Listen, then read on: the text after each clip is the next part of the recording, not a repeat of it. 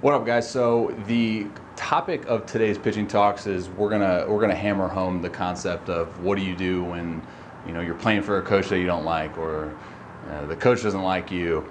And this is something that got brought up in a recent Q&A, and I was like, dude, I gotta freaking dive into this, because me personally in my journey throughout not just professional baseball but just baseball in general, I've had a lot of coaches where I just didn't see eye to eye with. I didn't agree with a lot of their things, and me being who I am with a very exuberant personality, and knowing that in order to be the very best version of myself, I gotta have fun. And I've come across with coaches that don't really believe in that, and it is what it is. But the basis of it is, man, is like, we're not always gonna have fantastic coaches, right? We're not always gonna see eye to eye with every single person of high authority that we come into contact with.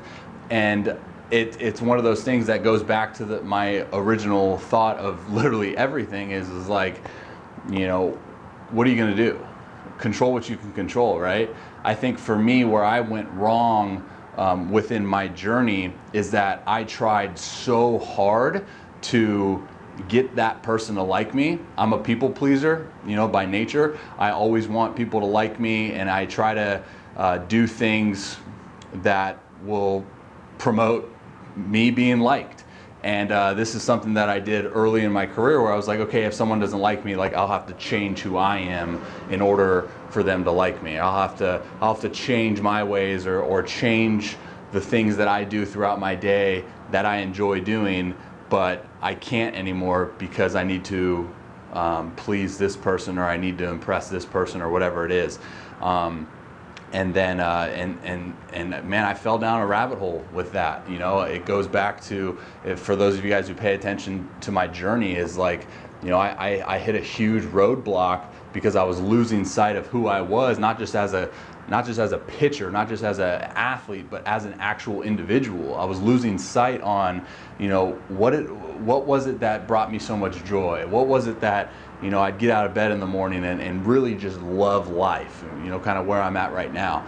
And I lost my identity throughout that process, because you sit there and you're like, okay, if this coach has all of the authority to play me, to promote me to colleges, or promote me to, brass in the organization, or whatever level you're at, that your coach has pull, and that you want to do things that please them.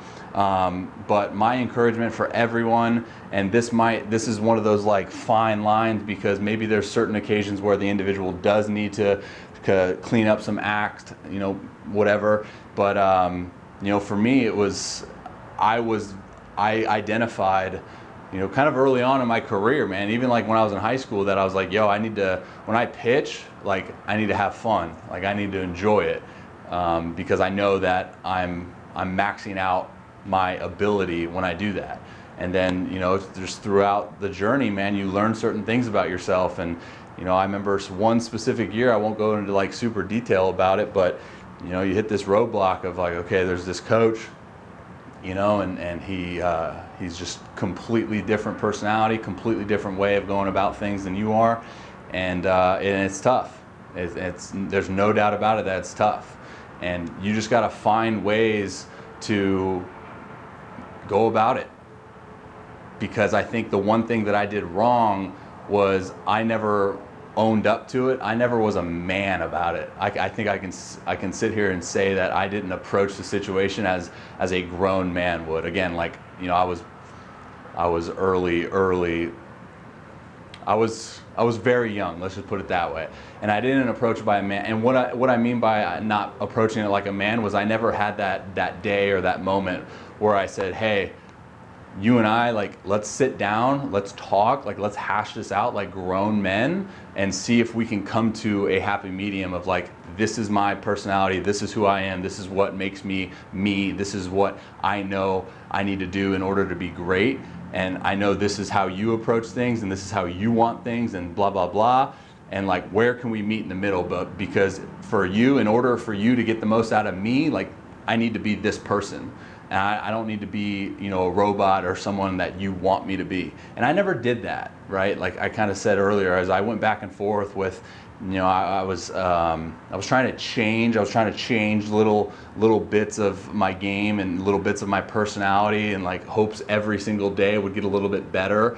But then what happened was you talk about results, right? And no coach is gonna really fall in love with a guy that's not producing results. So I think it kind of just piled on top of each other because I was trying so hard to please, and it took me away from my game, and it took me out of a mindset of just competing and trying to focus on other elements that in reality didn't necessarily matter. Because listen, like at the end of the day, if you go out and you do your job, doesn't matter how really you do it, unless you're really disgracing the game of baseball. But if you go out and do your job, you are going to be liked, or you're at least going to be respected. Maybe not liked by your coach, because maybe like is a personality thing, but as far as respected and getting the respect that you deserve for being the athlete that you are, it'll be there. And that's something that I lost sight on, was because I was so conscious of trying to please everyone in terms of me as a person. So I hope that makes sense. As far as things you can do, I really encourage just having a conversation and being civil about it. If the coach doesn't want to do that and he wants to go about his high and mighty power trip, then that's on him. And I highly encourage you to identify when you're at your best, identify the person that you want to be, and when I say person, I don't mean baseball player. I mean person, like human being, because that's beyond baseball. Identify that, who you want to be and what it's going to take for you to be that person, and stick to that, man. Stick to your guns. Because at the end of the day, when everything's said and done, are you going to be able to look in a mirror and say yeah, I can sleep at night because I went about that right. I didn't change who I was. I had a lot of difficulty really owning up to that, because it's tough, dude. It's tough. I've been there. Trust me, I've been there. So hopefully you can take something from that. I really hope you can take something and I hopefully you can apply it to your journey. And don't make the same mistakes I did, because a conversation I think is always going to outweigh. And when it comes to the game, and when it comes to mentors or people of high authority, is you want them to respect you, and they're going to respect that you want to have that conversation with them and try to come to a happy medium of, hey, why don't you like me? Hey, I'm getting this vibe. Let's talk about it. So. All right, much love, guys. For those of you guys who tuned into the podcast, I appreciate you each and every day. You guys show me love. That's the foundation. That's why I do it. Shouts to the catching guy, Todd, for the shirt.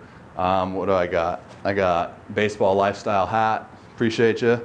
And Nike outlet. Y'all are dope for these shorts and tights. Cool. All right, much love, guys. If you haven't hit that subscribe button on my podcast, be sure to do so. Instagram homies, link in the bio. Check out what I got on the website. Much love, guys. Talk to you later.